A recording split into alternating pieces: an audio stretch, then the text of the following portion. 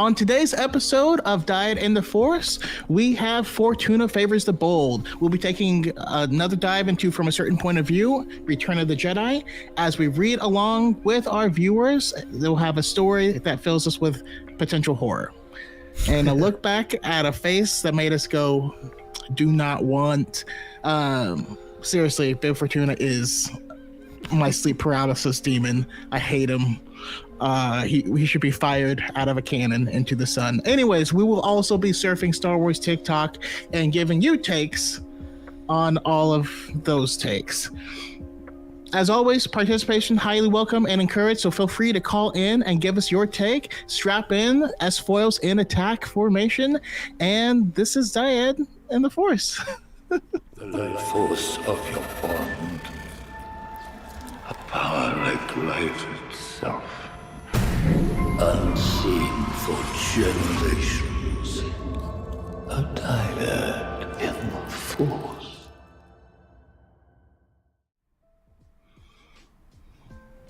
What's good, guys? Welcome to another episode of Dyad in the Force. 139. As Choco said, got a lot coming in. We're gonna read a story from a certain point of view, Return of the Jedi. I intentionally chose this story because I haven't been able to read it, or rather I haven't wanted to read it, but it seems like a perfect opportunity to read it with everybody else. Shout out to Silver Glass in the chat. Has anyone seen the new Ahsoka episode? Absolutely. It's doing things. That show is doing things, but of course we are unable to speak on it in great length and detail because we are standing in solidarity with the unions. Hopefully the studios come to their senses and reach an agreement with WGA. We can all have fun and start talking about that stuff. Choco, what's going on, man? You know, it's just so odd to me because there's so many smaller studios that have been like, yeah, we can go ahead and meet your demands and it won't really affect our bottom line. Yep. And then we got billionaires over here like, so? It's like...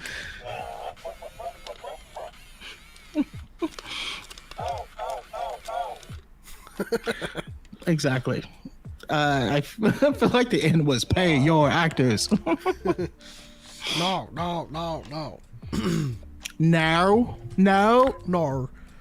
But you're right. Yeah, I read that release. There's a couple of independent studios out there that are,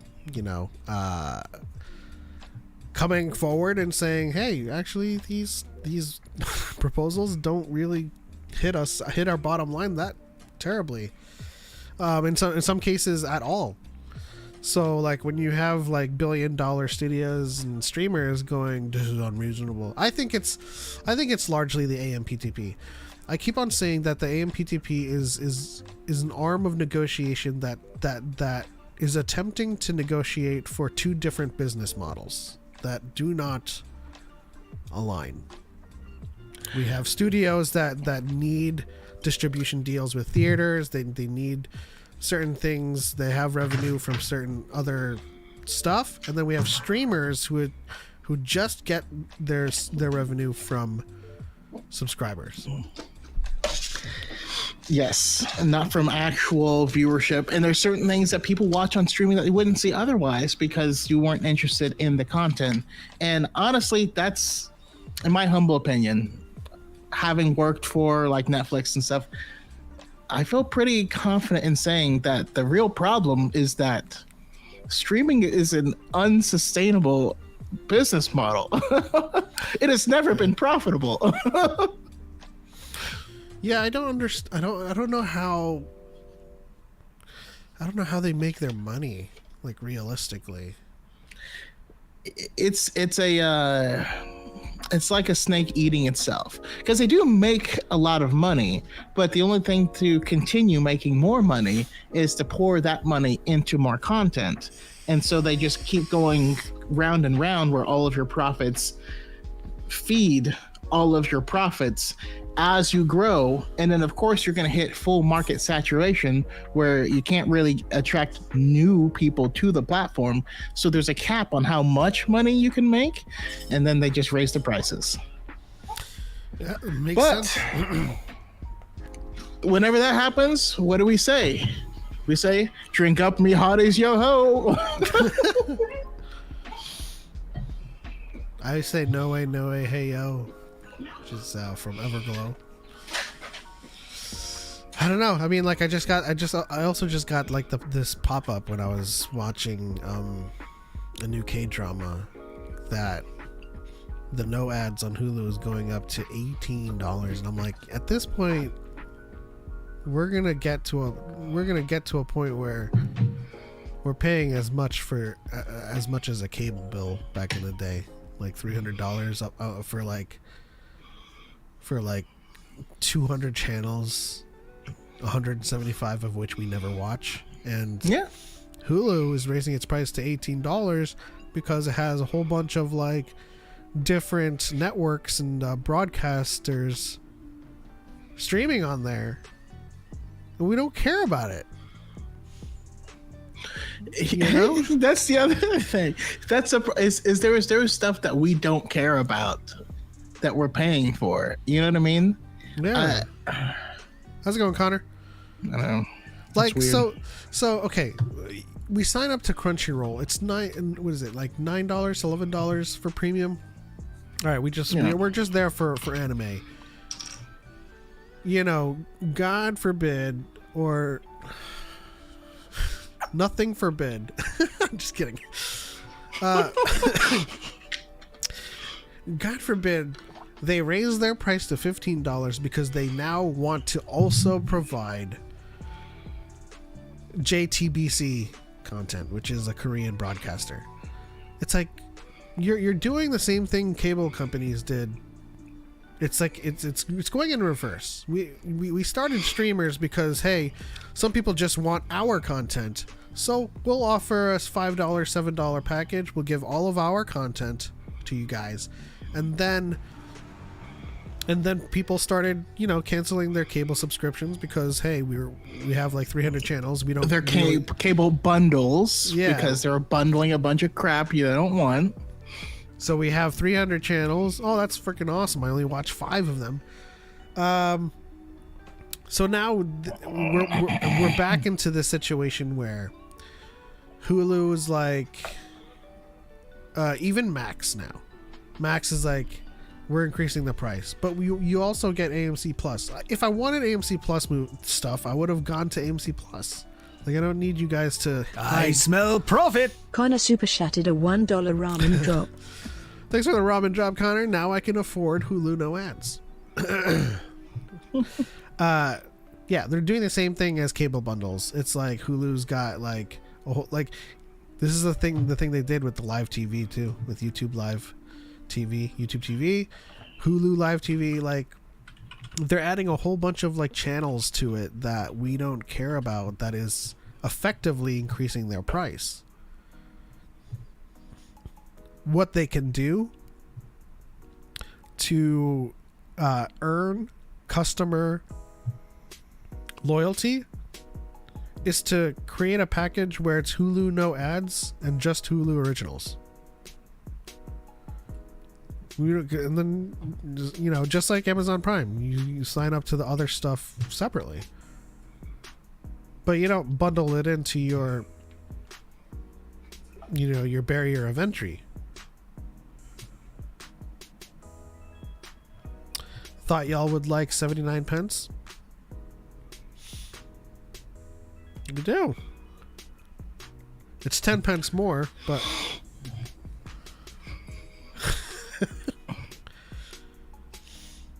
I truly think the best streaming service is Disney Plus than Netflix. Disney Plus is going to increase. The more they put in Nat Geo and other channels, again, that of course they own, but it's still separate services that need cash infusion. I mean, same. Disney owns Hulu. They own 2/3 of it at least. Yeah, it's just what big companies do, though. Once you can capture the majority of the market, then there's also nothing else that's stopping you from raising the price.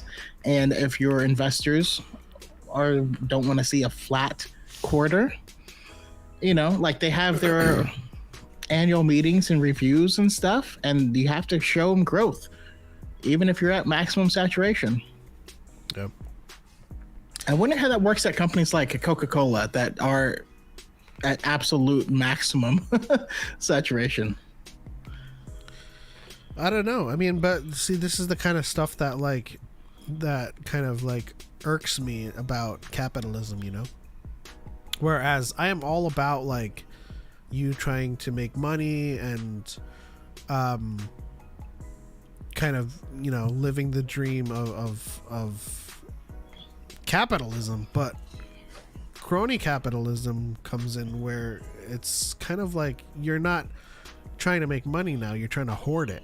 You're trying to maximize profits, minimize losses, and when your company is profitable, that is seemingly not enough anymore.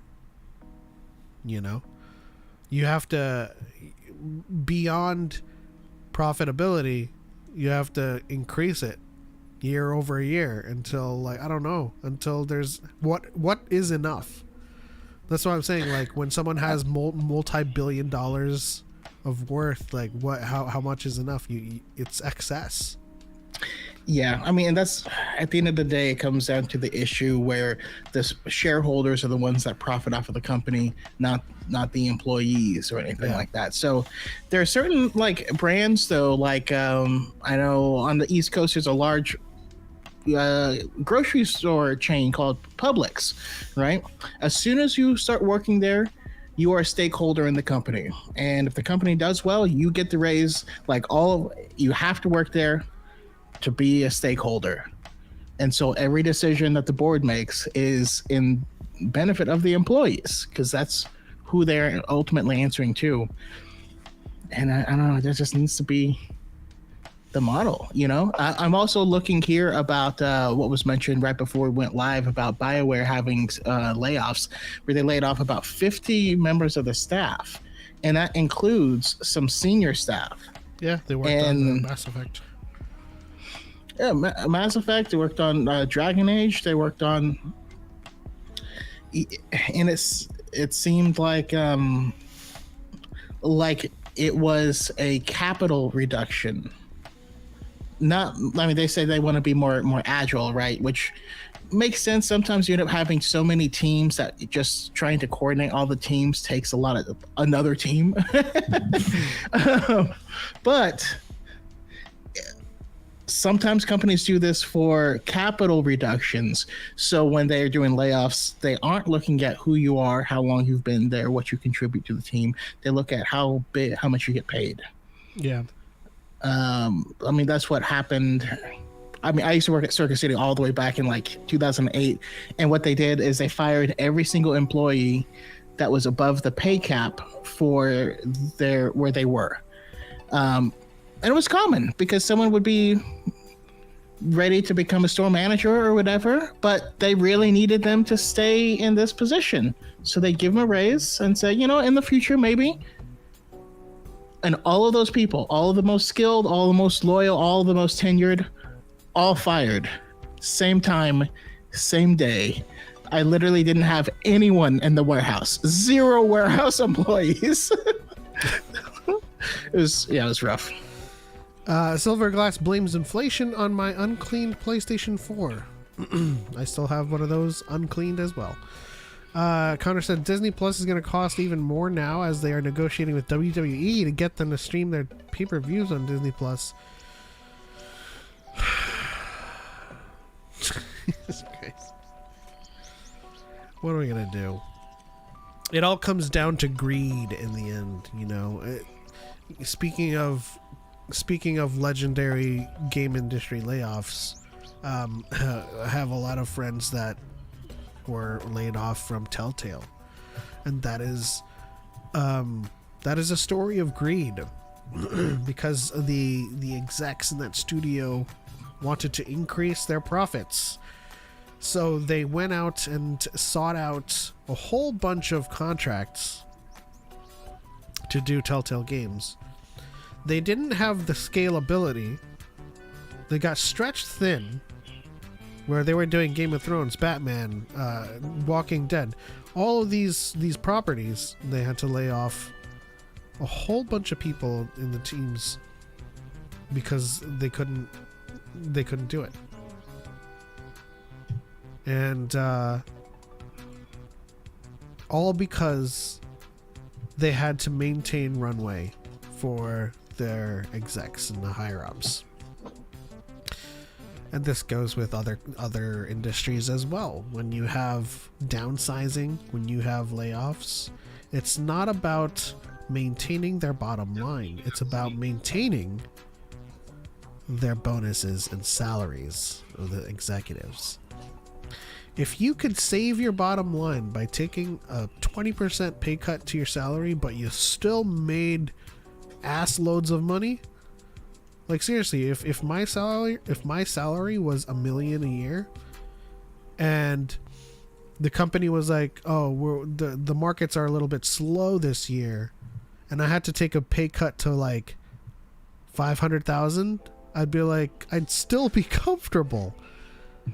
You know, there's absolutely no reason somebody needs to be making so much a year. Yeah. It is excess.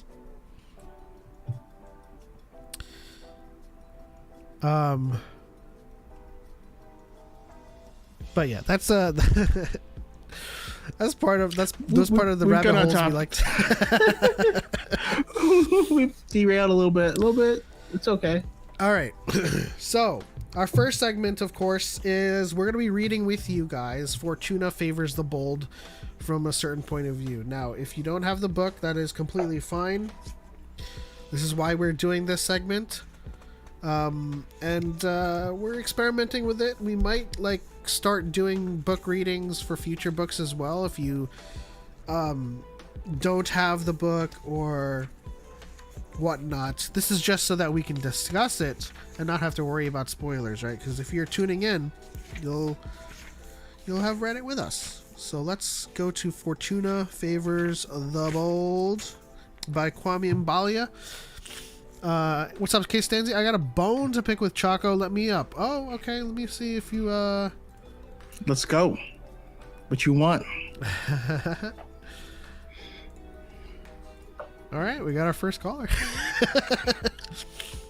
Hello. What we doing, huh? All right, to Dyad in the Force. Listen. You hear me all right? You see me all right? You see me? Yeah. Yep. You hear me? Okay. Choco. Dark Jedi. All right? Dark Jedi. I talked to you about this on Twitter. You didn't respond to me. I assume because you had no response to me completely blowing you away with facts and logic. You disagree with the use of the term Dark Jedi on the basis that Jedi are specifically a part of an order, and a Dark Jedi therefore would not make sense because they are not a part of the Jedi Order. Correct? That's part of my argument, yes. Okay. How about this? Jedi are akin to Justiciars, whereas Dark Jedi would be a Dark Justiciar. Justiciars create and enforce laws, whereas the Black Emperor, who creates Dark Justiciars, would be there to manipulate and pervert the laws of those Justiciars. But they are called Dark Justiciars because they act antithetical to the Justiciars. The details of this lore is bound by which universe, though? Okay, so I do now. I remember your comment, and the reason I didn't respond to it. So I don't know what the hell you're talking about. Which is why I asked which universe. Given your explanation, you're describing the Sith.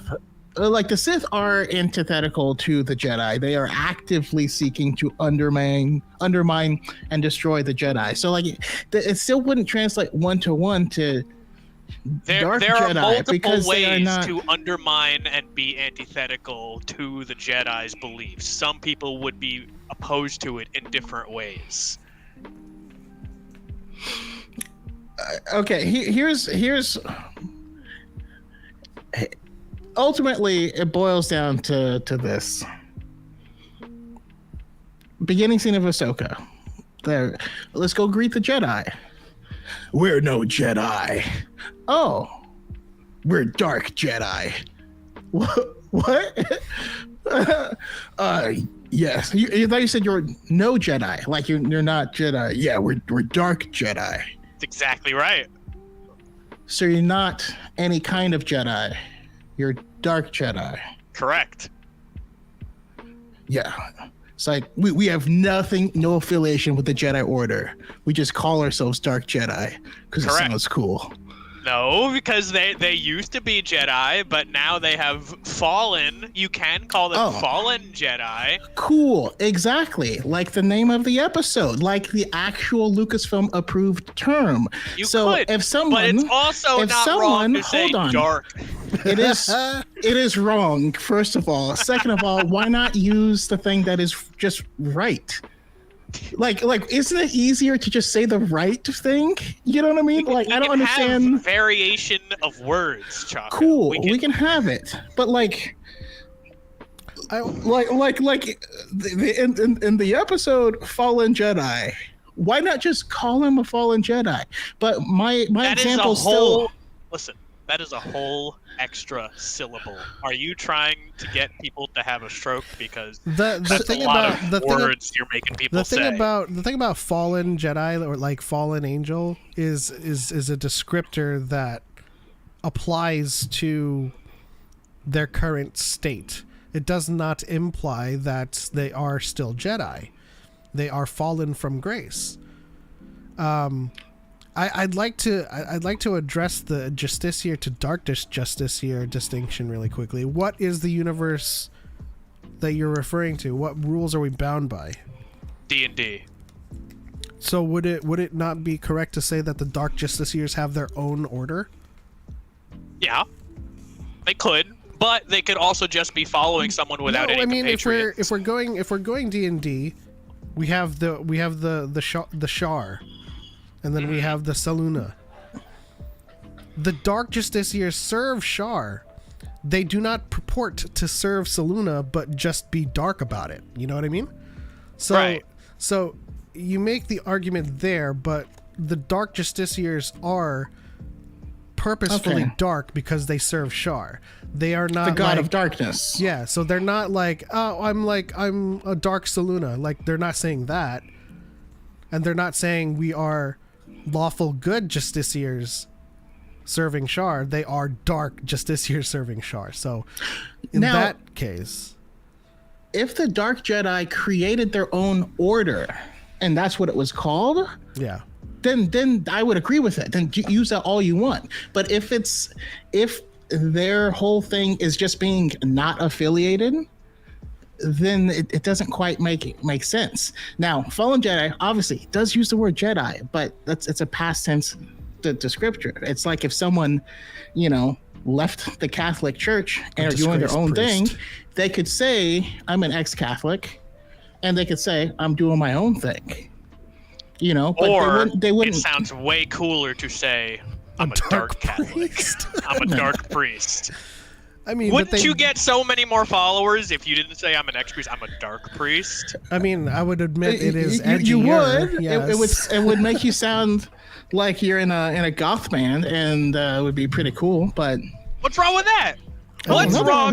What's wrong with having some corny ass language behind our villains to make them just sound cool, as if that is a principle that is antithetical to anything Star Wars creates? I think if you want to call them Fallen Jedi for the sake of sounding cool, you can, but it's not canonically correct. That's all. Well, you just said Fallen Jedi instead of Dark Jedi, so you just agreed with me. No, I said dark. If you want to call them you dark. You said fallen. No, you did say fallen. But by your response, you understood that he meant dark. I know that he doesn't agree with me, but you did say the thing that agrees with me, and therefore I won. So. But I still maintain, Set Hart was one of my favorite Dark Jedis, from the expanded universe. I'm just saying having to force something non-canonical into canon just to what? I don't know. It's weird to me. It's and because that's the thing, I don't like sounds it. cool. And I think Star Wars, I think once you get your head out of the lore brain, okay? I know you guys are lore brains. You call yourselves lore masters. So take your heads out of that for a second.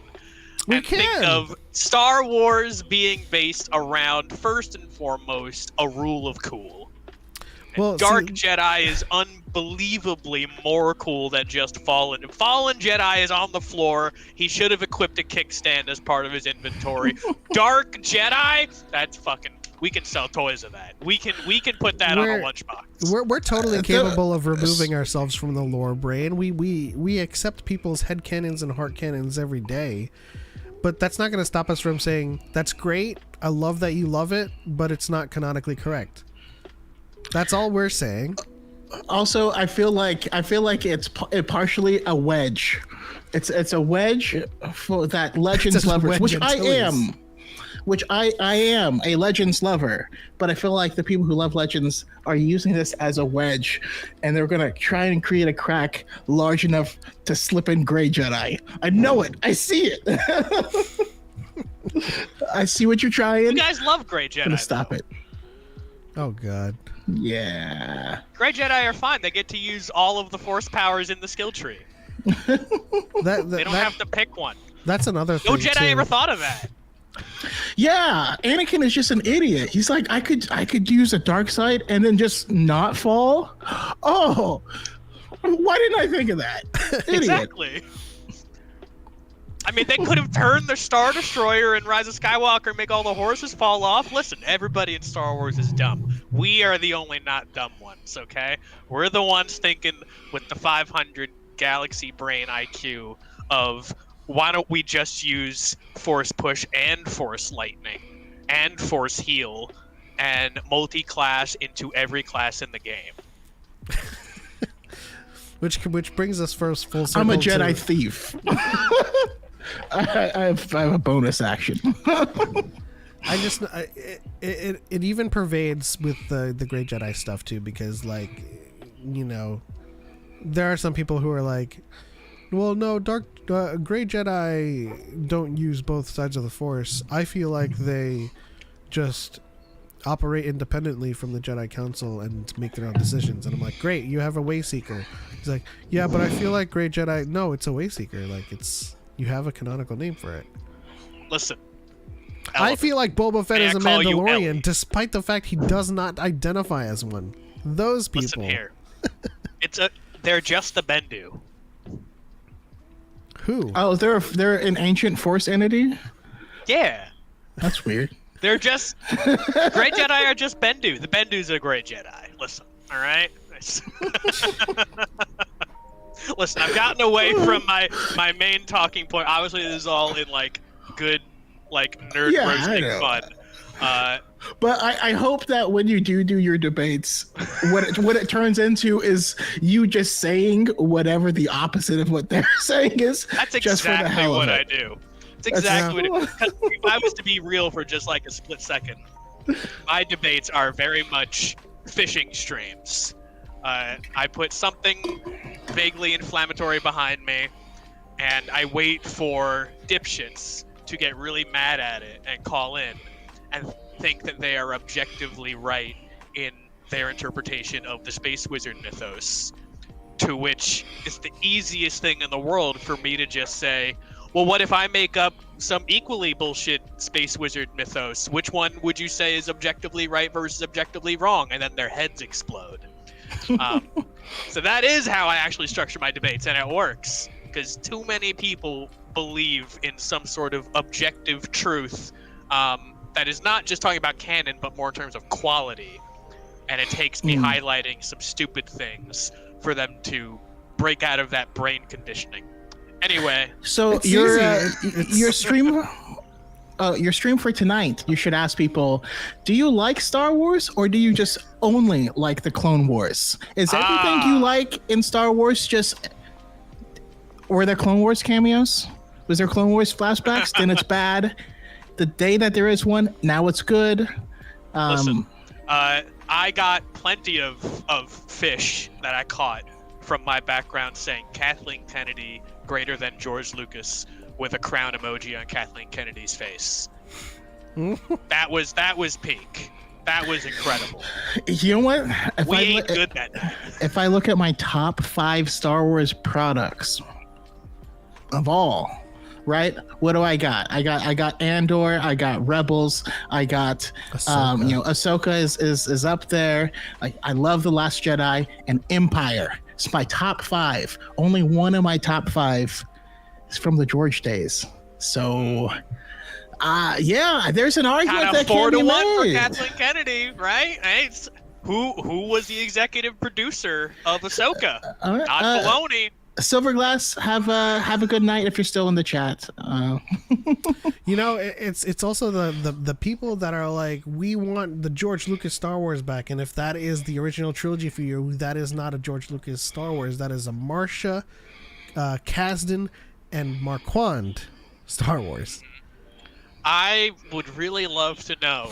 I want to have like a little crystal ball, a little magic mirror, if you will, for all the people that believe that George Lucas is the defining vision of Star Wars. I want to know where they were and what they were doing when The People versus George Lucas was released.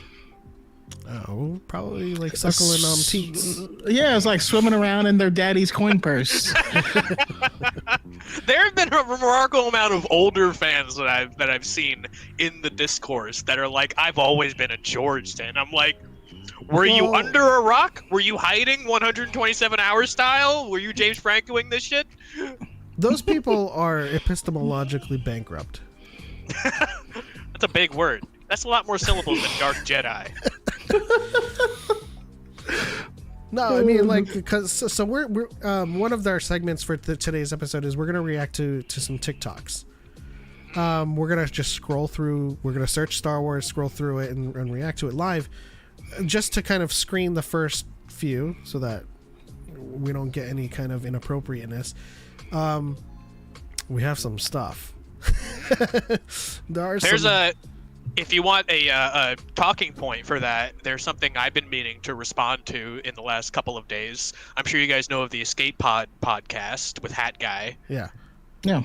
So he released a video giving a very negative opinion about Ahsoka, the show, with like the Clone Wars and specifically with Hayden's performance. I like Hat Guy. I like Hat Guy too. We're mutes. Yeah, I mean, we're not mutes because they don't follow anybody except themselves, the narcissistic motherfuckers. But they do comment on a lot of my videos. So one thing that I saw with that is I do not see anything in Hat Guy's very negative review that comes across as invalidating anybody else's opinion, as gatekeeping, as dog whistling for bigotry. None of it. It's just him saying, "I think this sucks." And personally, my personal philosophy is I will fight to the end of the earth to let you have your exclusive right to be as petty and dumb about whatever content that you like or don't like. You can Voltaire. say I don't like Hayden because his fucking face is weird. I don't care. You're allowed to have that. But then there was a response to Hat Guy's take from some guy that was sent to me because people hate me and want to see me suffer for these videos, saying that Hat Guy You for have that done video, that yourself. that Hat Guy should be deplatformed, should shut up forever, and should not be allowed to open his mouth about anything with Star Wars again because he is contributing to the hatred and harassment and bullying of Hayden Christensen. Wait a second. Okay, did that response come from Lex Reviews? Yes, that guy. Because I saw someone Lex Reviews stitching has his own his problems. video. I've had him blocked because he is the most hateful, toxic guy around. Yeah. Actually, that's like going to be my next response is Lex in that review of Hat Guy's review. A little bit of Inception there, but like that's the discourse that's going around. He's the worst. I actually blocked him because he was putting up pictures of Scarlet Witch with covered in stuff. Ew. Like stuff like Yeah. like stuff in a jar stuff. Is there Rainbow Dash in the jar? Yeah, Then yes. Rainbow Dash jar. Okay. then yes, covered in that Ew. stuff. And I was like, what? Why? Block instantly. Oh. I just know that whenever I watch a video from Escape Pod, there's the other dude. I forget his name. The other dude is like the pro affirmative, and Hat Guy is usually the op. And I respect them and I love their content, but Hat Guy usually has some pretty bad takes. So it's not toxic to have bad takes. It's toxic to assert them as fact. But I don't think he does that. Yeah. I've called in to Hat Guy when he's done his TikTok lives, and I talked to him for like 3 to 5 minutes about my perspective on Rey and why Rise of Skywalker is not a retcon of her character arc. And he listens intently. He told me that was an interesting way to look at it, but he disagrees for X, Y, and Z reasons. So he's not a guy that's going to invalidate anybody else's take. No, but he's super cool. he's a chill I like dude. him. I've talked to him. I have plans to go up and record an episode with him. We hung out at Comic-Con a little bit. Yeah, he's super cool, non-toxic dude. Has just some spicy takes. But we bonded over The Last Jedi love, for sure. I defend everybody's right to have the most wrong, terrible, fucking shit takes as long as it fulfills those 3 rules. Don't invalidate other people for liking it. Don't call other people who disagree delusional or shills, not that I'm naming anybody in particular. Don't contribute to bigotry with dog whistles, and don't assert anything as objectively bad or objectively good. I think people take that 3rd rule a little bit too seriously because they need every word out of his head to be preceded by "that's just my opinion." They need to be fucking handheld like that. It's obviously his opinion. He doesn't assert himself as fact. He's just a little cocky about it. And as a fellow cocky narcissistic bastard, I appreciate that kind of effort. Yeah. This is good stuff. I look forward to it. Young in the chat says, was Theory wanting only a Clone Wars show a new comment? Yes. That was part of one of the reactions he had to Ahsoka's latest episodes. Why don't they just give us a Clone Wars show? To which I, in my head, immediately replied, there is a Clone Wars show. Yeah. You can click on the Clone Wars. Yeah, he did immediately say, they did clip him out of content. It's still equally dumb, but he did say, just give us a Clone Wars show in live action. They clip that halfway because I think that there is a lot of really legitimate things to criticize Theory over, as I have done in videos. But a lot of the things people meme about with Theory's takes are things that are stupid inconsequential things that don't matter, like bricks and screws, or why don't they give us a Clone Wars show cut in live action? When the really bad thing was, for example, when he went on Twitter and defended Sabine living after getting stabbed with a lightsaber for 4 paragraphs on Twitter, and then immediately ended that by saying, however, Reva is pure bullshit, and if you defend that, you are delusional and probably a shill, end quote. That's more fucked up to me than any of the inconsequential things. There's inconsequential things, but for the most part, Theory just... It's an established pattern of bullshit. Yeah. It's not something that I am actively actively trying to engage with now, a lot more, considering the fact of how many times I've given him a chance to talk to me. I've made an open letter video towards him, was in his chat for public call-ins, where the chat was like, bring Element on, and he ignored everybody. To which I concluded he's probably scared of me. Or just doesn't want this. But whatever the case may be, a lot of things that he says is just out of touch. I agree with that. So I don't spend my time hating on him or whatever, but Neither do I. That was just a thing that I as someone who does criticize theory, I think a lot of people also criticize it for the wrong reasons that don't matter. I think it's compounded. I think it's compounded, though.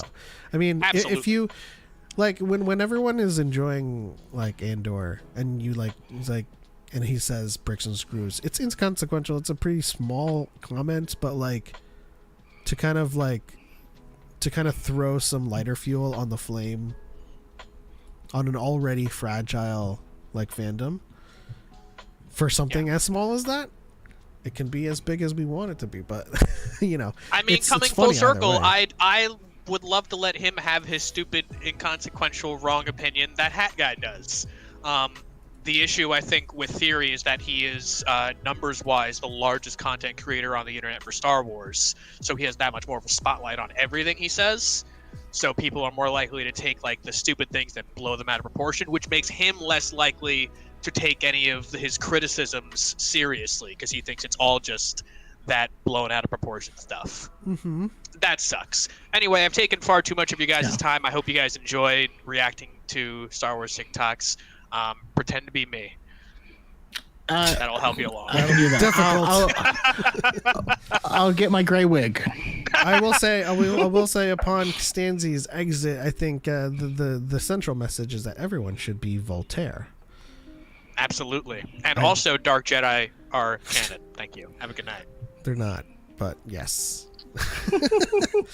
There's people who's like, but the word appears in canon, therefore they are. You're like, no, that's not how it works.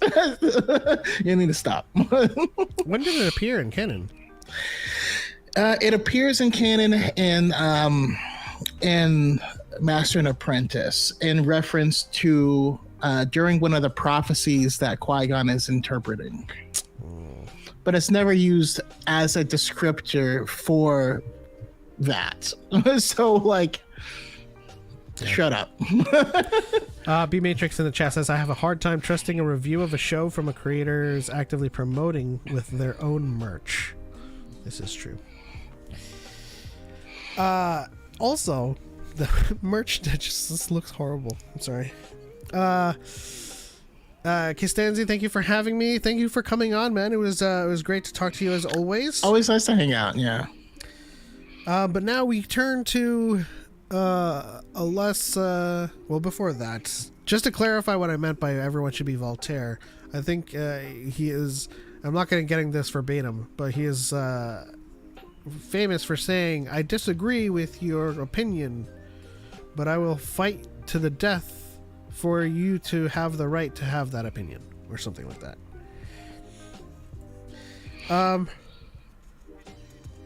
Also, the lawyer on Futurama that that fought for Zoidberg, who ate the flag, he also said that. Yes. By the way, we'll be giving this away soon, so be prepared. For anybody that wants the womp womp womp womp. All right, back on track, I think. Let us read Fortuna Favors the Bold by Kwame Mbalia from a certain point of view. Return of the Jedi.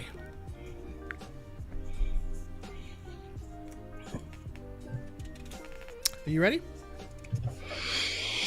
As ready as I'm gonna be. Let's do it. All right. Let's put something more atmospheric on.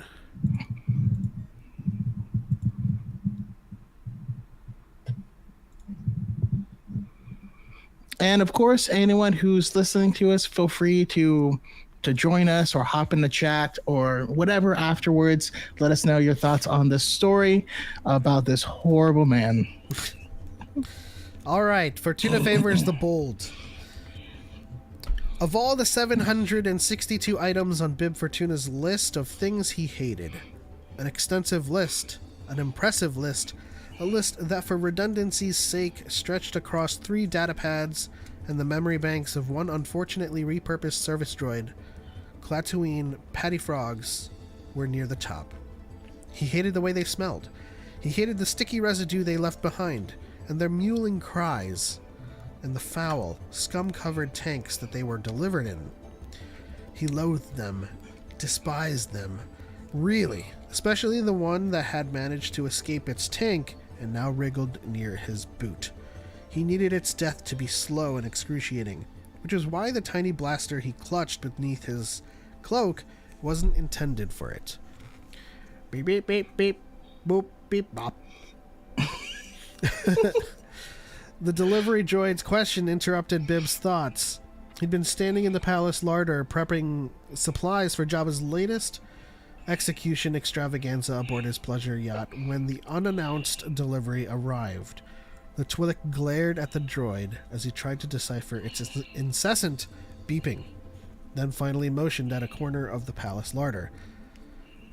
Just set them there, quickly now. Is that his voice? We want longer. Okay. The droid beeped again and then proceeded to drop the pallet of Klaatuine patty frogs, all 200 tanks, 50 more than their normal delivery, in the middle of the larder, before turning around and trundling off. Bib briefly thought about summoning the droid back and having it relocate the tanks to the proper location, then stopped. He didn't want to deal with the hassle of trying to effectively communicate with the rusted can and protocol droid Jabba had abruptly received from the pasty human wizard, now scheduled to die, was already aboard the Katana. As if Bib didn't already have his hands full managing the maintenance schedule for the droids the palace already owned. Maintaining droids was in the top 100 of the things he hated. The sooner this delivery droid was gone, the better. In fact, Bib briefly contemplating turning the blaster on the retreating droid, then discarded the thought. It was a one-shot weapon, and he hated wasting acts of vengeance and immaterial annoyances. That wastefulness was actually item number 305 on this list. Besides, the pistol wasn't intended for the droid. A great rumbling laughter shook the palace walls, grating in Bib's ears, and he took a step backward. Squelch. How's it going, X-Core? The escaped Patty Frog's brief freedom came to an inglorious end, and one more headache for Bib began. The laughter continued, and his hand instinctively squeezed the pistol in the cloak, and he gripped it tight, pressing the curve into his palm before taking a deep breath and forcing his muscles to relax. He removed the weapon from his cloak and, dipping a finger into a bit of sticky patty frog residue on his boot, used it to stick the pistol to the wall behind a stack of beverage tanks, hidden from anyone examining them, even if they were right on top of it. Then, with a tap of a datapad, the Twi'lek sent an instruction to have the tanks loaded up onto the Katana, the sail barge for today's festivities. And still the laughter continued. Bib clenched a fist. 762 items on Bib's list of things he hated, and right at the top, sitting on his throne, surrounded by sycophants and servants, was his master, Jabba the Hutt. And Bib was going to kill him today. Beep boop. The delivery droid was back with another pallet of patty frogs. He sighed. Maybe he had a second blaster he could use. Down further on Bib's hate list, somewhere in the 600s, if you remember correctly, were the maintenance requests. Endless mounds of sand-covered maintenance requests for every little thing tucked away in Jabba's palace. Droids needed oil baths. Coolant tanks needed refrigerant. Door control panels, those tiny blasted collection of wires and toggles, needed to be replaced because their gung-ho Gamorreans didn't understand that not everything needed to be pummeled. In Fortuna's mind, Gamorreans didn't understand much of anything besides pummeling. He could have sworn he heard a rumor that their courtship cycles, a hideous bit of knowledge Bib struggled to erase from his memory, consisted of intricate spiraling dance where a triad of partners tried to knock the others out first. Revolting. I guess that's true. The point was, despite holding the title of Jabba's major domo, Bib constantly received, delegated, tracked down, investigated, and closed maintenance requests. Like right now, for instance. With an execution on the day's schedule, he should have been in the cells with the prisoners and a few of his favorite tools he called conversation starters, extracting every bit of valuable information from the soon-to-be Sarlacc appetizers. Not that he had anything specific in mind, but information was information. One could never extract too much information. He especially wanted to coax a few whimpers out of the pasty sand wizard who'd made a fool out of Bib the day before. You will take me to see Jabba the Hutt. Indeed. Instead, he stood in the hangar bay of the palace going over sand skiff repair reports. One of the 2 skiffs Jabba owned needed constant tinkering, and Bib was half a mind to blow the thing up. And Jabba! Manhandling Bib in front of everyone. Weak-minded fool. Bib let out a wordless snarl. Today was the day he did it. The blaster was there. He could manufacture an incident. He could. Bib was lost in his fantasy when a Gamorrean stomped up and grunted a question. What? Bib snapped. The guard jerked a meaty fist back in the direction he clomped from and grunted again. Bib shook his head.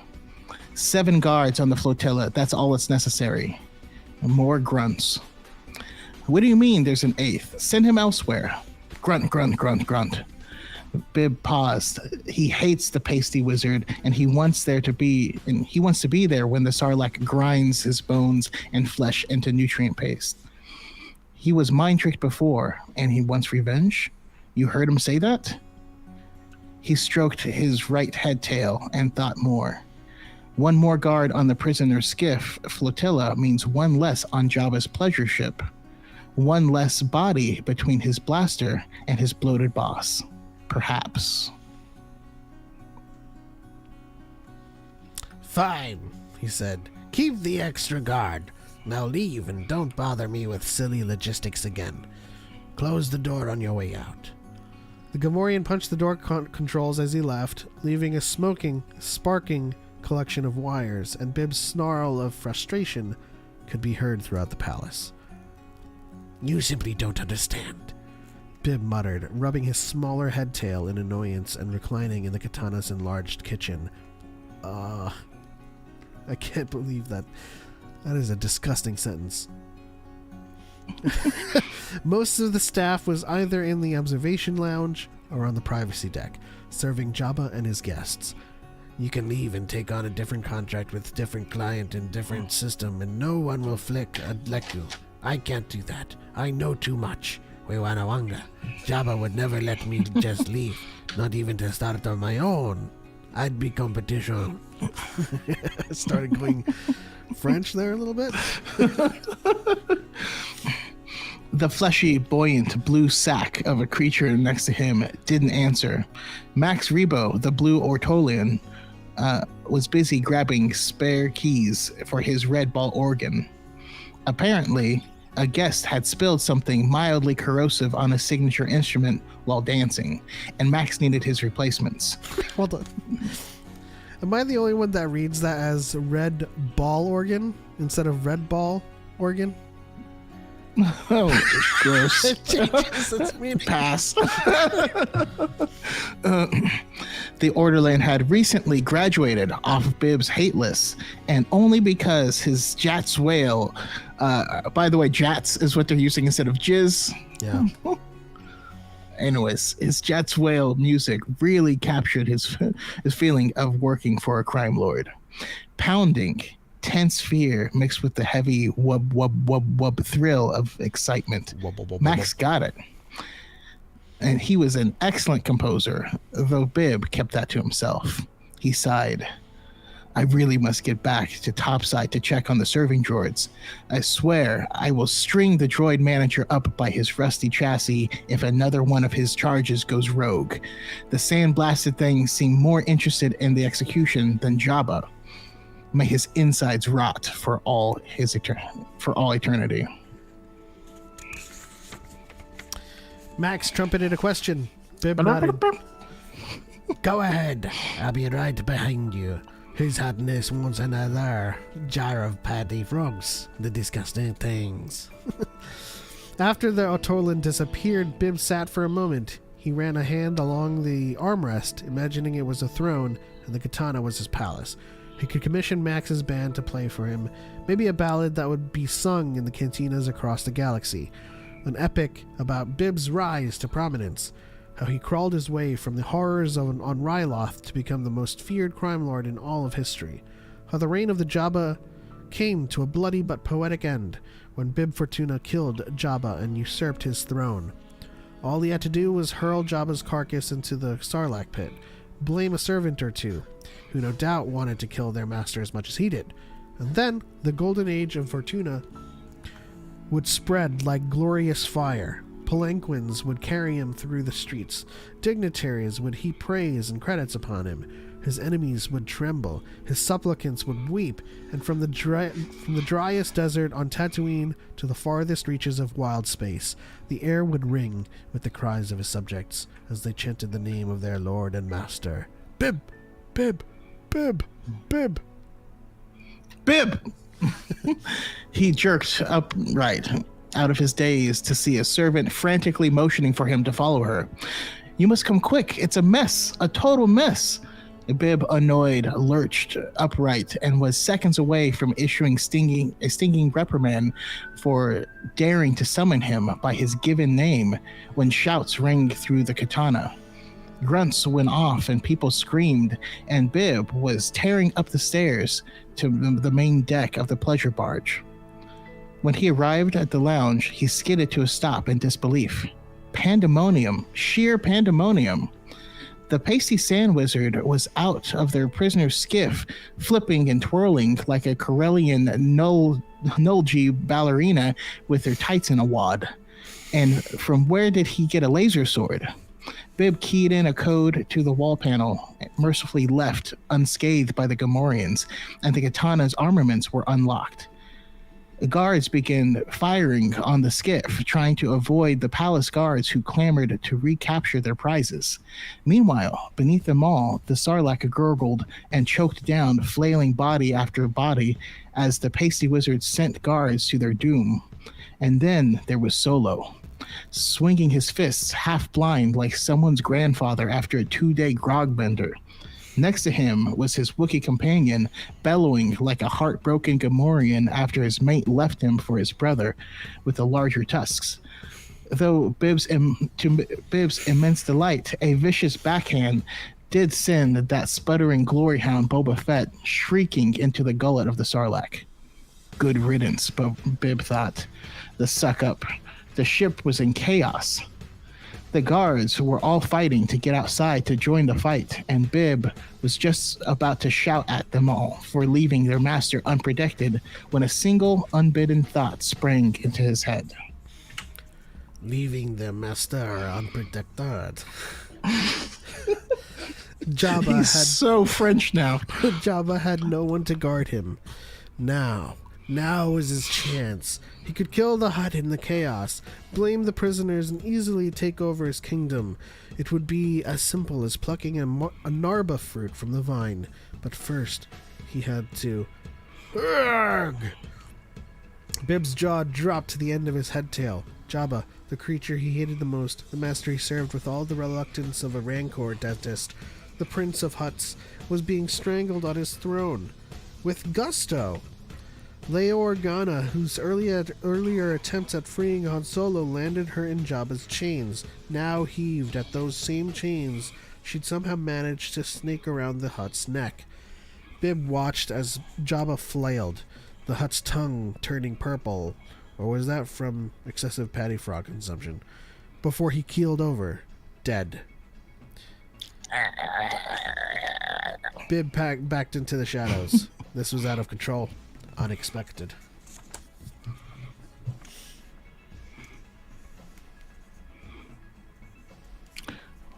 What? Where I'm reading it from the Kindle version they sent me, which doesn't have that as a paragraph, so it threw me off. What, Bib backed into the shadows? Oh, you ended on unexpected. Oh yeah. It's not in there. It's in there. It's just not the end of a paragraph on the early Kindle version. Anyways, if Leia saw him, was he next? Would the rebellion leader be offended Bib helped turn her into a dancer? Maybe Leia liked dancing.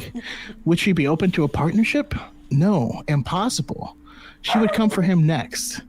Would Leia stake her claim for Jabba's throne? Would Solo join her? He racked his brain trying to figure out if he'd ever offered her insult. Besides imprisonment, of course.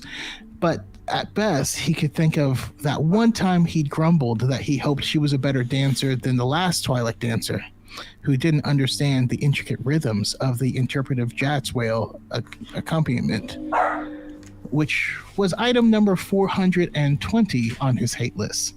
That Twi'lek ended up dancing in the Rancor's belly. Maybe he could compliment Leia on her choice of assassination? He planned on the one-shot blaster, but strangulation was much more effective and probably better for the environment. Bib was just about to approach her when the Jedi poked his ridiculous face out. "Leia," he shouted.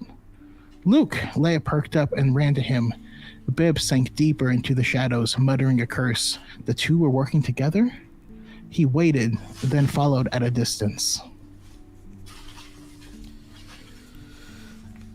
The Katana's deck was a scene straight out of a Hollow adventure. Guards and mercenaries lay sprawled everywhere, motionless, while the few who remained alive huddled in a group, moving slowly towards something out of Bib's view. The sun beat down as the smell of scorched metal and sarlacc and digestion filled the air. Bib peeked his head out further, just in time to see what the guards were staring at. The tantruming sand wizard fired the barge's own cannons at the hull of the ship before he and the crime lord assassin/dancer swung to the prison skiff. The katana erupted in a plume of smoke and fire as the deck shuddered beneath Bib's feet. He had time for a single scream before the explosion picked him up like a giant hand and tossed him into the desert. Tossed him to the desert below, and the world went blank. Black. Grunt. Bib groaned. It felt like his whole body had been set on fire, then extinguished by a Gamorrean lying on top of him. Grunt. Bib opened one sand-caked eye. A Gamorrean did lie on top of him, performing some disgusting form of recitation. Bib flailed a hand at it, begging a moment's peace from its foul tusks before rolling over onto his side, painfully, and facing his slobbery savior. No, saviors. 3 faces floated above him, staring down at him. A Gamorrean, Max Rebo, the Ortolan, and whatever Droopy McCool was. The Chintin Kalu, flutist of Max Rebo's band, held a rag to the scrape on his head, while Max and the Gamorrean reached down and grabbed hold of Bib. Together, they pulled him into a sitting position. On what he was surprised to see was the other sand skiff, the one that constantly malfunctioned. "Where is everyone?" Bib asked, groaning. The Gamorrean grunted, waving a meaty fist, and Bib shook his head, then immediately regretted it as a wave of pain swept over him.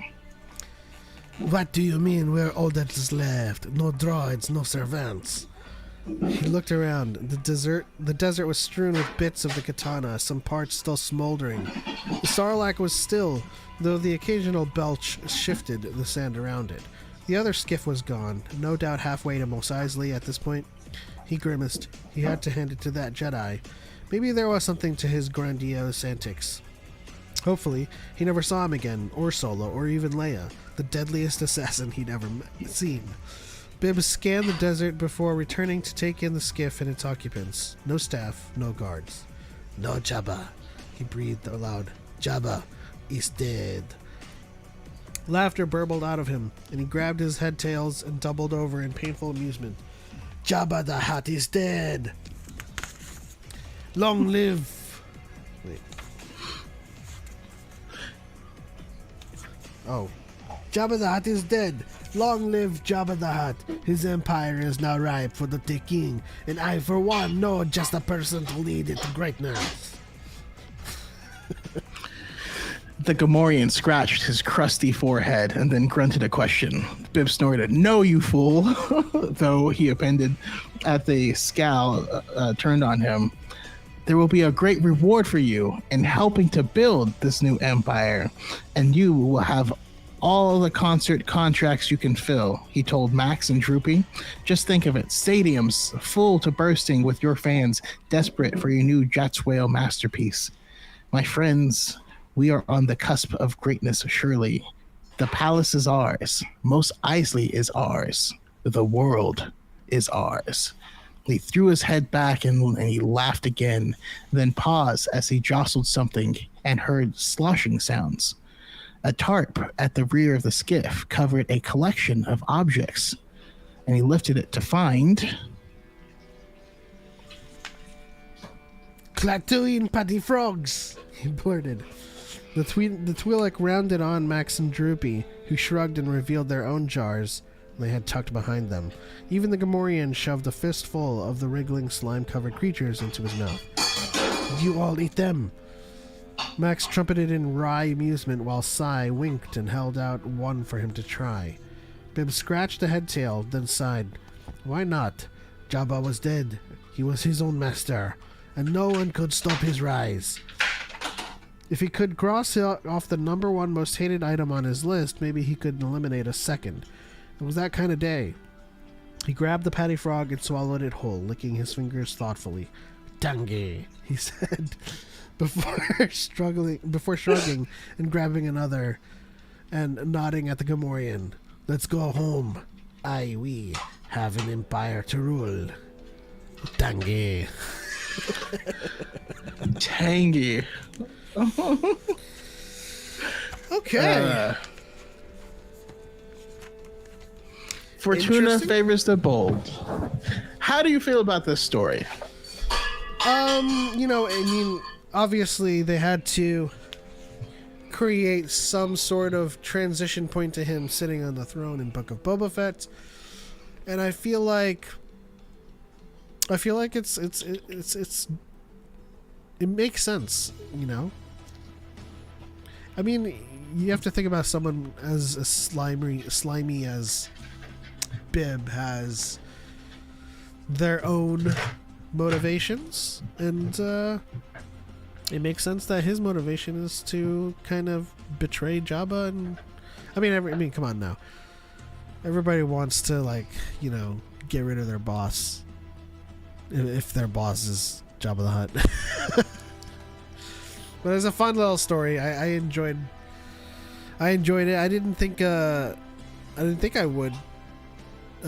Really, I thought it would be a horrible experience, but got some fun stuff out of it. What did you think? Yeah, I mean, much like the Clatoonian patty frog, in the end, it turns out to be a little tangier than you thought. It's still gonna be a Tangy. On the list of things that it's on the lower end of the stories for me ultimately. But one of the things that I love is that this whole time it was his hate for Jabba that allowed the events to happen. Yeah. Like he's just standing there stewing and being mad while Lando is like, "Hey, let me be on that skiff," and he's like, "Well, I don't want to deal with that. An extra guard wants to be on the skiff. Whatever. I don't care." And why do these droids seem like they want to be on there and see the execution more than anyone else? And he's just mad at how stupid these droids are, but they're all just plotting. I don't know. It's just I do like stories that put these people in the middle of all the action, just doing their own thing. He does. He has that typical kind of he's kind of had enough at the office, and I like that. I like that his ambition is ultimately what led him to the throne. Because it didn't really. I think what we had before with Book of Boba Fett was he just kind of took over as like, you know, there was a power vacuum and he just wanted to take advantage of it. But this whole time, I also love the fact that he like describes Leia as the deadliest assassin he's ever met or seen, and then this goes on to Hutt Slayer. Yeah. You know, B Matrix in the chat says it was visceral. I could taste the tanginess and smell the slime. Bib certainly has a way of describing certain things that is very interesting. I also love after the assassination, and he's like, I should go talk to Leia, but I kind of enslaved her. Maybe I can compliment her on her dancing. His inner monologue is stupid. but that's what we love about from a certain point of view. You know, we get some additional details about characters that are otherwise off in the periphery when it comes to these movies, and it's an interesting point of view to see, you know, Bib past Wiwanawanga, and then like get mind tricked by the pasty space wizard. Yeah, Sand and it's wizard. interesting because we have several stories that all take place in Jabba's palace in this book. So you'll end up with a bunch of different stories that end around this same area, or at least they all kind of coincide there. But yeah, people were wondering, oh, how did Max Rebo survive and all this stuff in Book of Boba Fett. It's right here in this book. Not everyone died, you know? Yep. It's So- as simple as that. What story should we read next week? Next week, you know, let's toss up. Let's work up like between 4 and put a Twitter poll up and see if we can get the community to say. All right. Well, that was Or we could read then Fall Sidious because it goes hard. we could do that. Yeah. I as always, I listen to the audiobook at the same time, and Whitwer destroys that thing. Like, I was like, dang. So, yeah, I mean, we'll put up a poll, but put up then Fall Sidious as a part of it, and we'll see where it goes. But I would Yeah. love to do that with you. X-Core says, not everyone died. The truest Star Wars takeaway ever. Hey, if there's no body, right? But we stand by Mace is dead. One story that is kind of funny though is, from a certain point of view, does confirm that the Sarlacc is like a California surf girl who's a vegan, and it's just done with everything, and it is hilarious. Mace might be dead, but where's Corky? Just going, why do they keep putting people in my mouth? Like, I don't even like meat. Yeah, that's another thing. The Gamorrean resuscitation. Where is Corky? We the world may never know. Where in the world is Corky? Kreese. Corky Diego. Kreese Kenobi. Oh, Corky Kreese Kenobi. Yeah, where is? I don't know.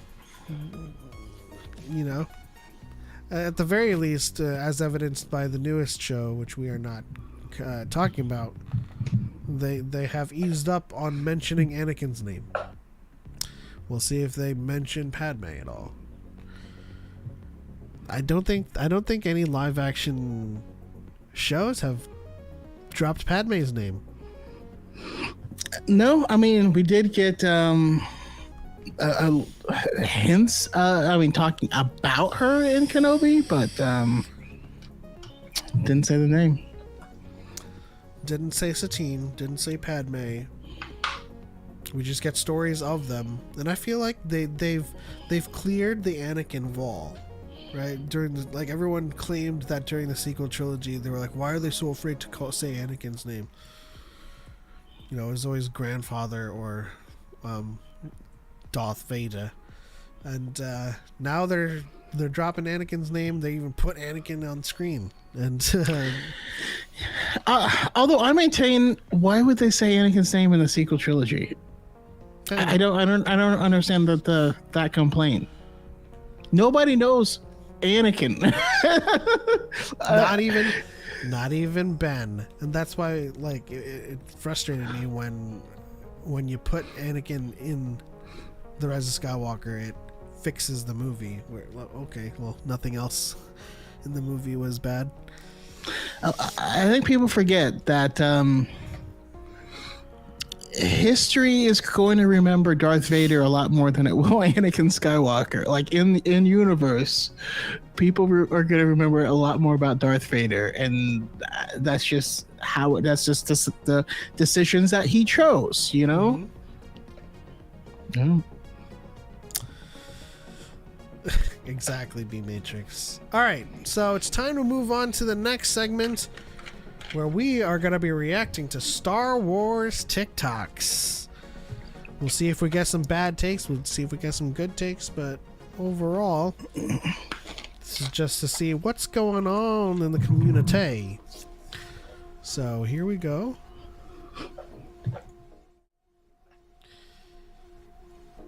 And the first one is dumplings in Star Wars.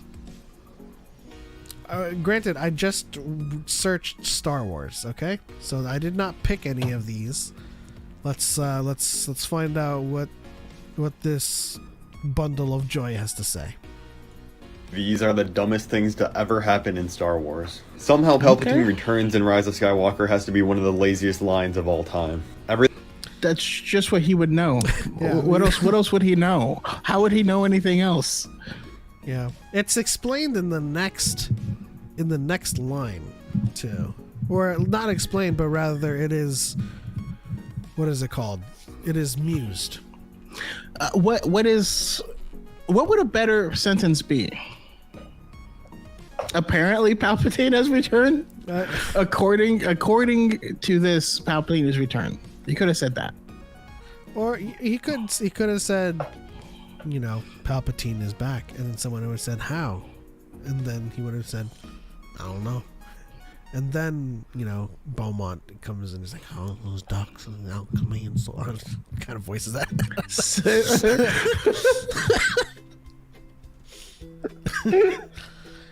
secrets, dark secrets, alchemy, Sith. Wasn't he just like Australian or something? I forget how he sounds. I should know from Lord of the Rings, but Dark science, alchemy, secrets only the Sith knew. yeah. Crikey. This looks like he's got to go into saber copters. Everything about the lightsaber helicopters in Star Wars Rebels. Another Rise of Skywalker one, the ancient Sith dagger that's been around for centuries, matching up perfectly. Yeah. It is an ancient Sith dagger. The inscription was not. To a few decades old wreckage of the Death Star. There's also the line of this dagger has done terrible things in the movie, when Rey is literally already using Anakin Skywalker's lightsaber, aka the Youngling Slayer knife. Alright, so this thing. It's such a stupid point. She already sensed reacted. it. In Force Awakens. She had a much stronger reaction. Oh, man. 1000. Let's also not forget in the prequels when Palpatine tells Dooku to hire Jango Fett, who then hires Zam Wesell, who then uses a droid that uses bugs to assassinate Padme. Maybe the most convoluted plan I've ever seen in my life. Or the line they fly now. So, it sounds like he just looks at memes and then made a video stringing together as many memes as he can. That's what it looks like. But you know, that is a common tactic to remove, you know, a paper trail or to maintain plausible deniability. Is like you hire someone, that person hires someone, and that person uses something that cannot be traced back to them. But you know, Anakin jumped out of a window. Also, I mean, specifically, like Palpatine is like, I can't be tied to this. Plus, it's opposing side. So, Dooku, I need her gone. Make it happen. Dooku's not going to assassinate it herself, so he hires him. So, like, even then, the trail starts of the Sith. Palpatine would be the CEO, and the next in line would be Dooku. They still hire people if they want something done. But it's still, at the end of the day, it makes sense, right? Because Zam doesn't give them anything.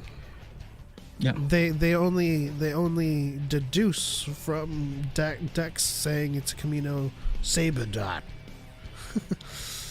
And then When jetpacks have literally been around since the Republic era and probably way before the Mandalorians. I love Carrie Fisher.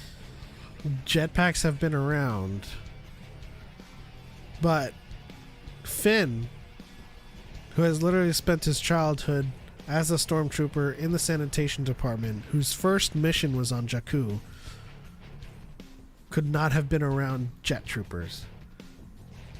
Is that what they're called? Yeah.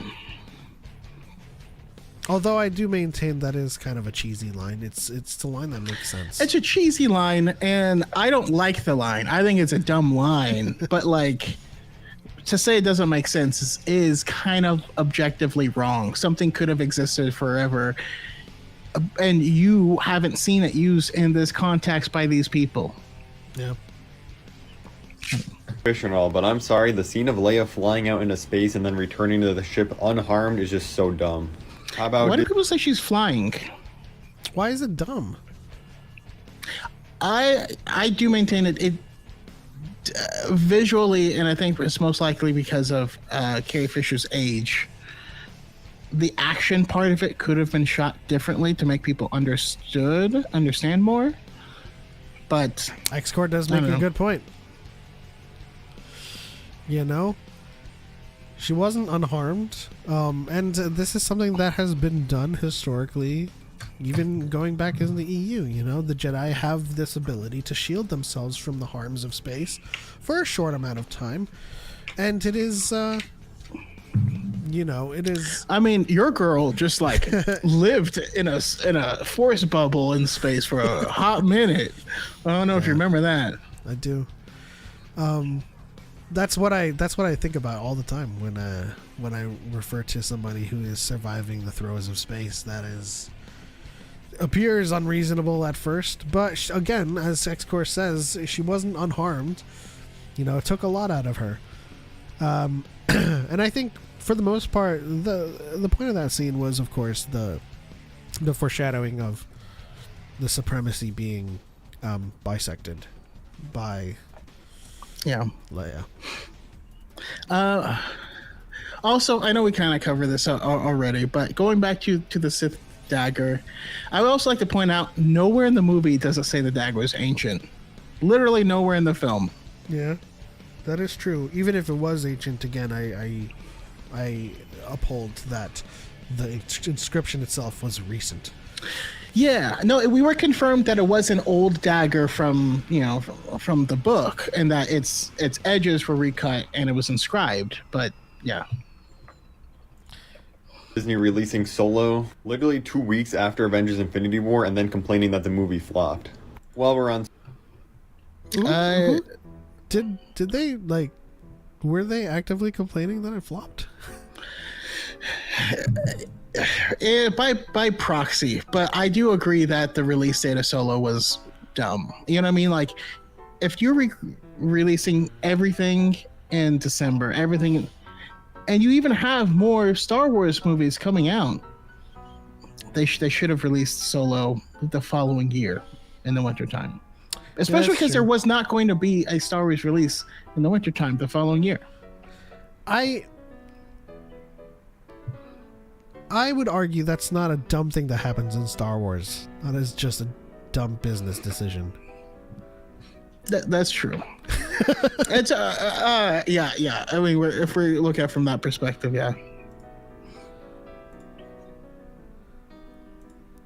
Solo, the way he got his name is one of the most stupid retcons I've ever seen in any movie. Hit like and follow. Is it a retcon? How does he? Yeah, I was thinking, how does he get his name? Oh, in Solo, he just said, like, I don't have any people. And then it's like, oh, you're traveling solo? Solo. And then... No, I mean, how does he have his... If it is, in fact, a retcon, how does he originally get his name? I don't think we know that. No. I mean, even if we look into Legends... That could very well be the case. Well, no. If you look into Legends, then he actually did have family, right? Because there was a lot of struggles later on Corellia with his cousin Thraken Sal Solo, so that was a whole thing. But well,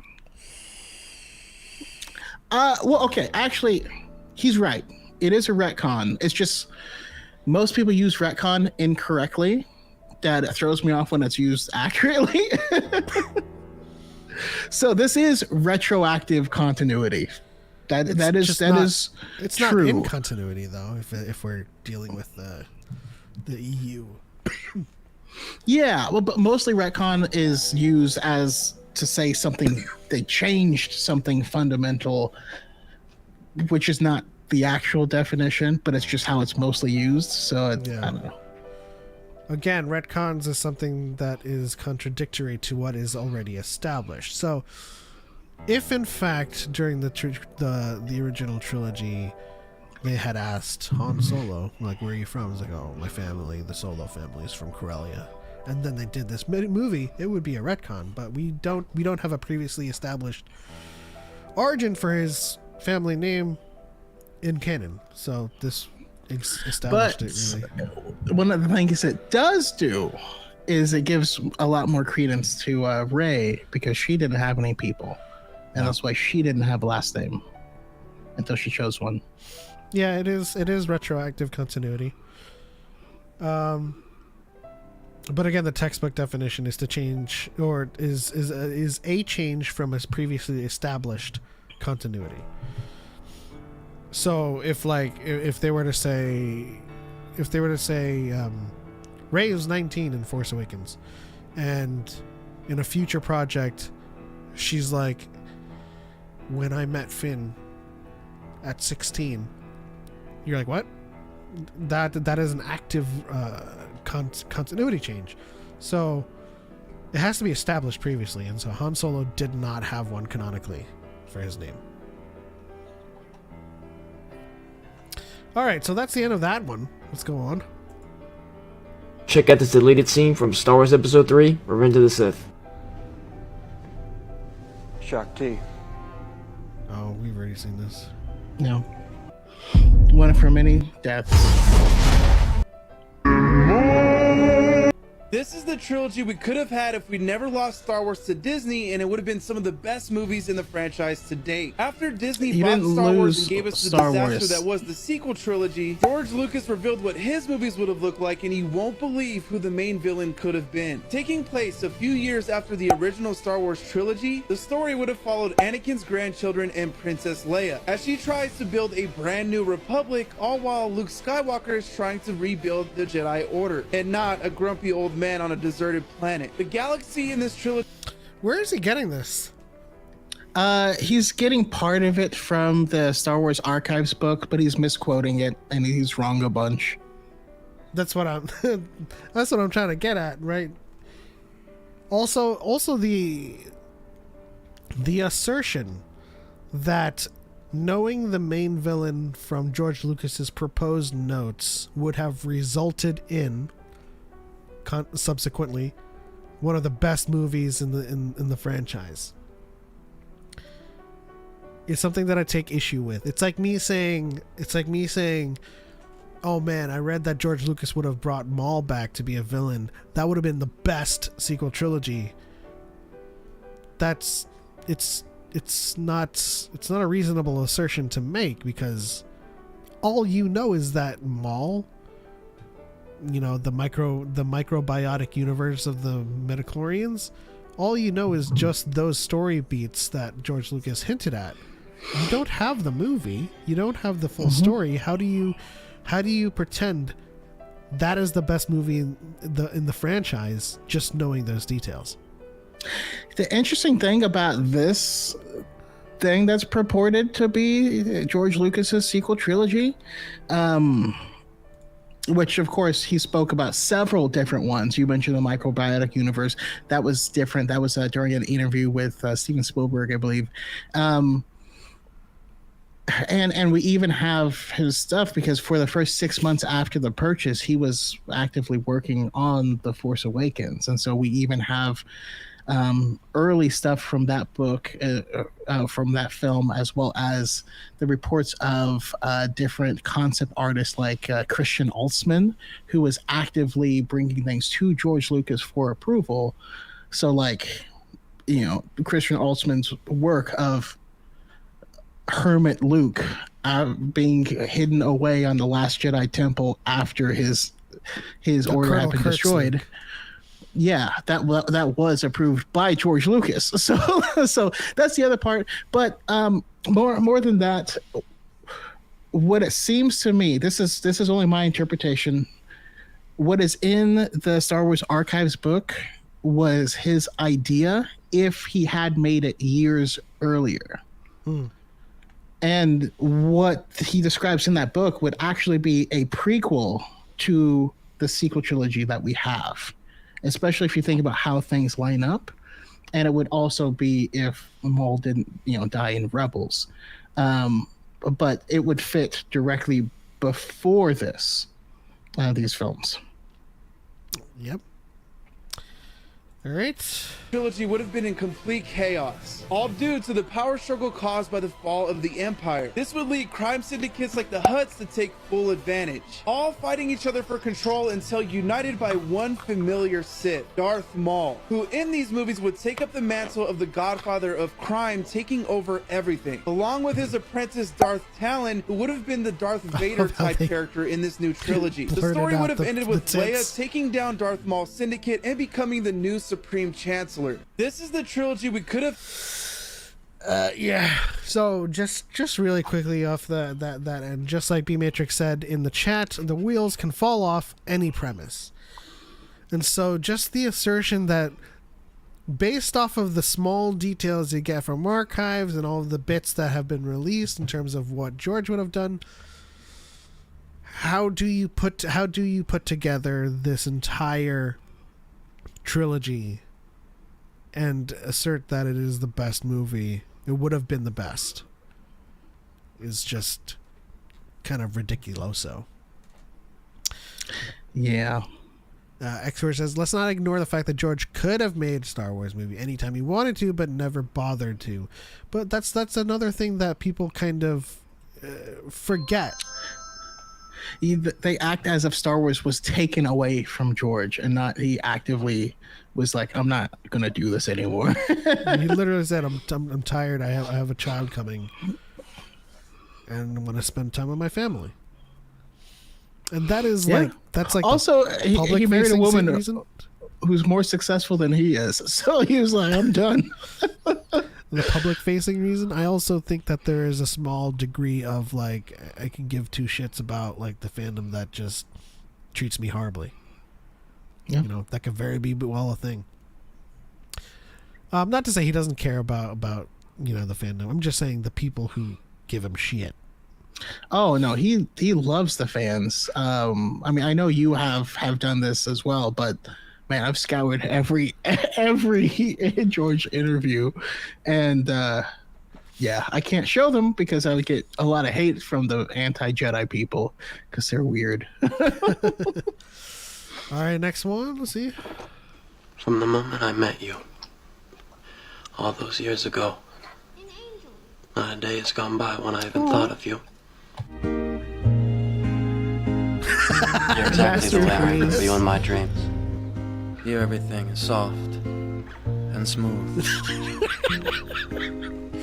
Shedding a spotlight. Beautiful. It's only because I'm so in love. No. No, it's because I'm so in love with you. I don't want to disturb you. Your presence is soothing. The happiest moment of my life. But I am grown up. You said it yourself.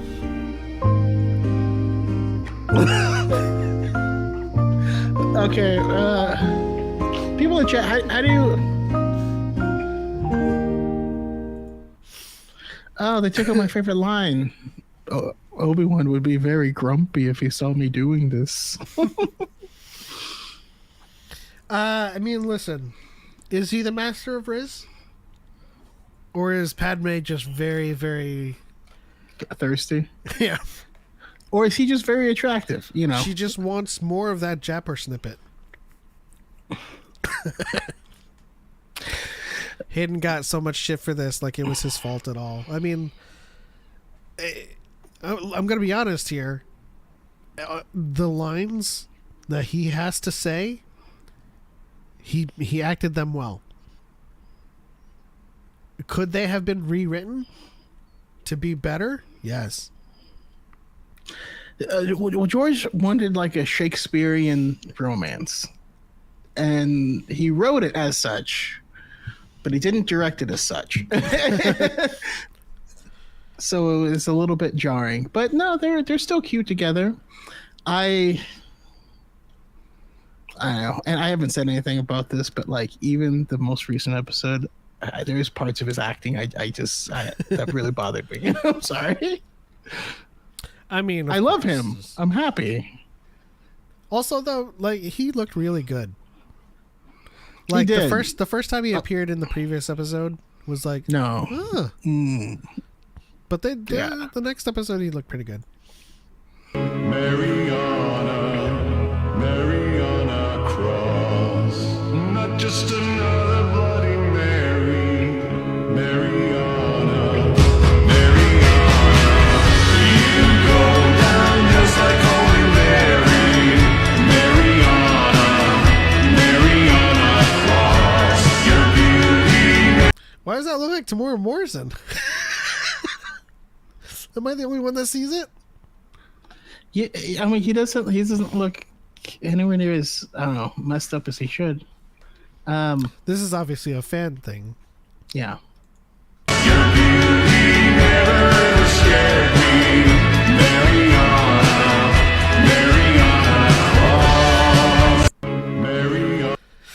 Yeah. Everyone thinking Darth Vader is pure evil. I mean, he is. Yeah, he is. You can't just show a fan-made video of him like being like, "Oh, I miss Padme," and then she's like somewhat good. Listen, even little mustache man had Ava Braun. You know what I mean? Like, like don't make it.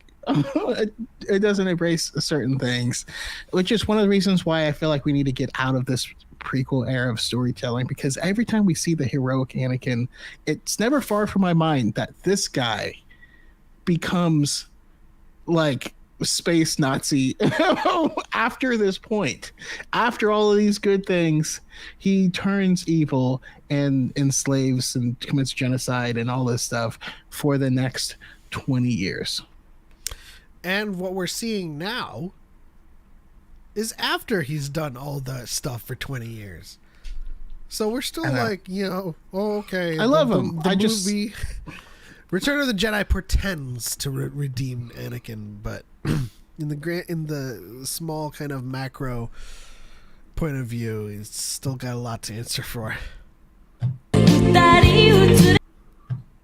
Yeah? I guess that one doesn't want to play. Are there female stormtroopers in Star Wars? Well, during the early days of the Empire, there were only male stormtroopers and female officers. No. However, after the sequel trilogy gave us the... Where is this? Where is this in the early days? I don't know where he's getting that from, but it is objectively wrong. First Order, you can actually find multiple female stormtroopers. Sir, Iden Versio. triggered in hangar 718. Of course, the most notable one is Captain Phasma. Are there female stormtroopers in Star? No, there wasn't a different type of stormtrooper armor for women. If that's what he's asking, I think that's more or less. What he's look at the of. picture he chooses to use. Yeah. Were there sexy stormtroopers? Yes, but that's a different question. Although, why is this even a question? It's like I don't get it.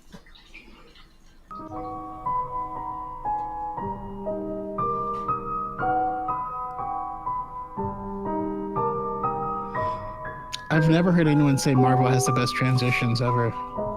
Have you?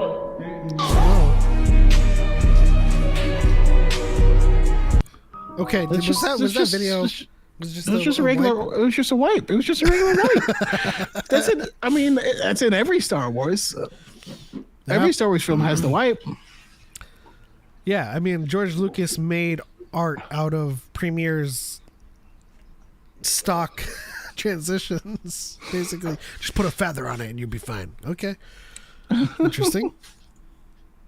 And make the feather faster and more intense. I'm Ahsoka. Master Yoda sent me. You're reckless, little one.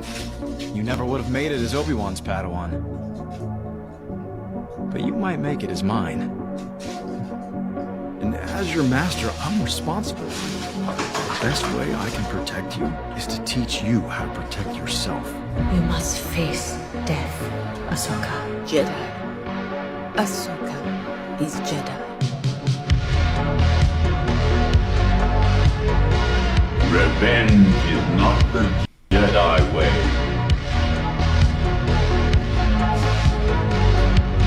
I am no Jedi. It's pretty cool at it. I mainly just like to end with the that part looked cool. It's Star Wipe. One of the I don't know. I months ago, and I know we're not going to go into depth on it, but months ago I got a lot of flack and a lot of back and forth because I said the Jedi didn't train child soldiers, which they didn't. A war broke out, and the people who were there were deputized into a situation they were not prepared for. That was the problem, and we literally got word for word confirmation that that's exactly what happened. Yep. But what's interesting is Anakin says, I trained you to be a soldier. And then now that's looked at as good. I don't know. I'm super like, it's so inconsistent as long as it makes Anakin look good or the Jedi look bad. That's the only consistency. All right, let's do like one or two more. Let's see. I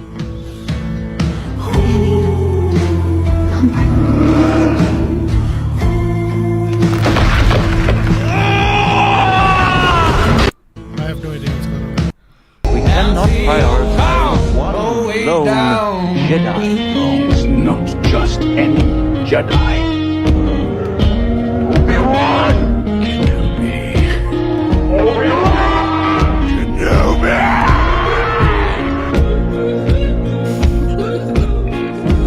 Yes, hello. I like this.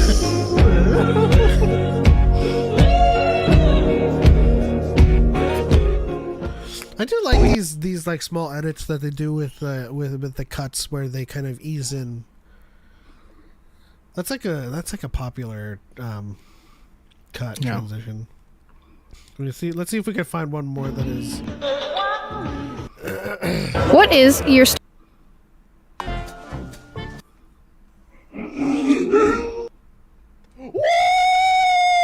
Skip it.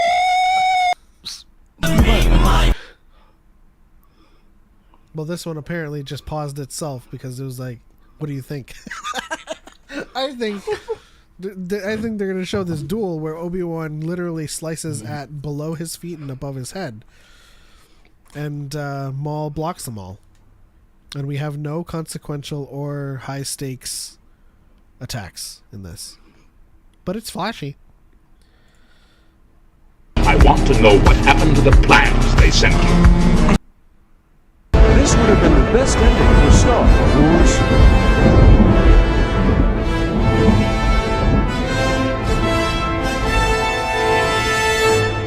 Anakin. My powers have doubled since the last time we met Palpatine. I will give you so much more. I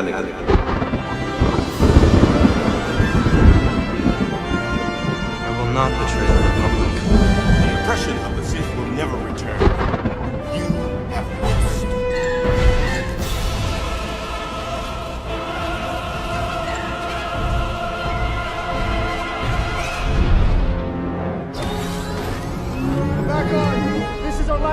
We gotta hit those cannons now!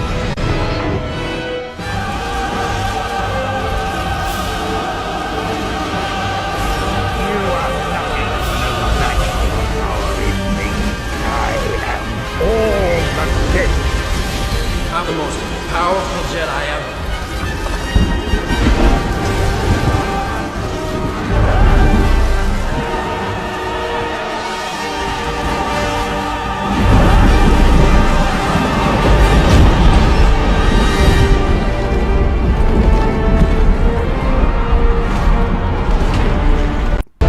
All right, it's hype.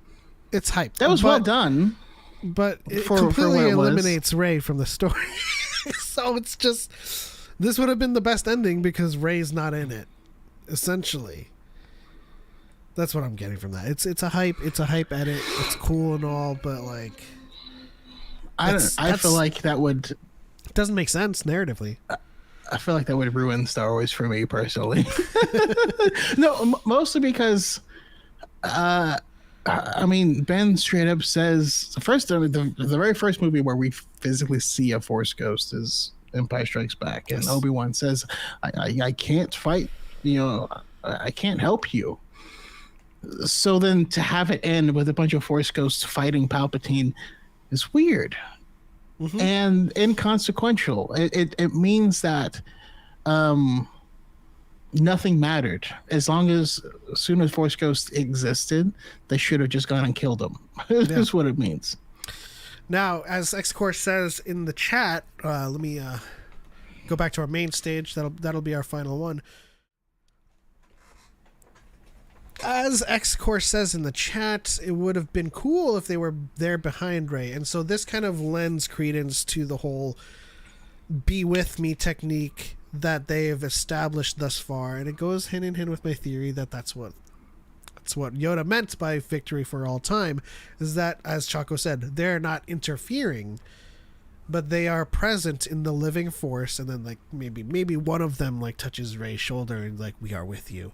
And then that would have been cool to see for sure, if Rey, with the power of all of the Jedi, and then they're all behind her just being like nodding their heads and like, yes, or something like that.